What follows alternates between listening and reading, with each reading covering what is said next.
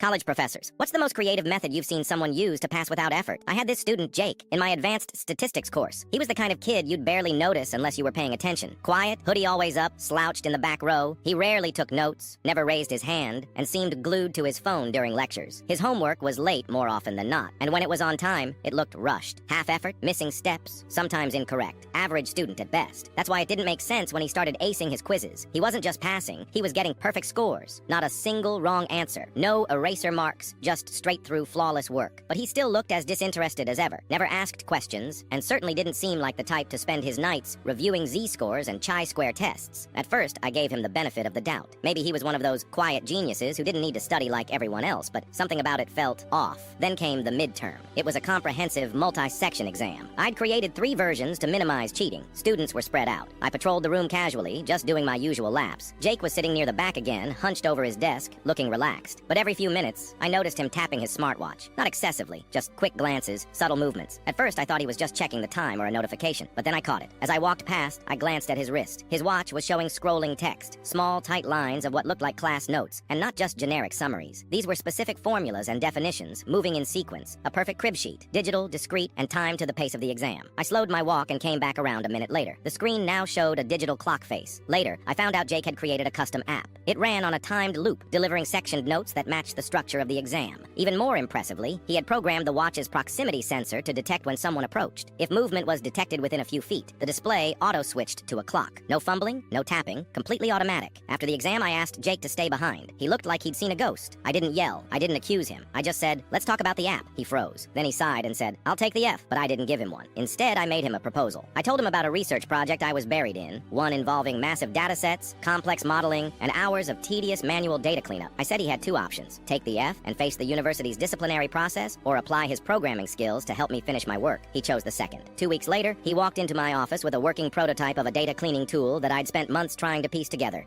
It not only handled the cleanup, but also optimized variables, flagged outliers, and generated reports that were actually readable. It was elegant, efficient, and saved me hundreds of hours. By the end of the semester, we had co-authored a paper together. It was published the following spring in a well-respected journal. His name appeared next to mine on the masthead. Jake never cheated again. He didn't need to. He went on to double major in statistics and computer science. Graduated with honors. Last I heard, he's working at a major tech company, helping develop algorithms for predictive modeling at a scale I can barely comprehend.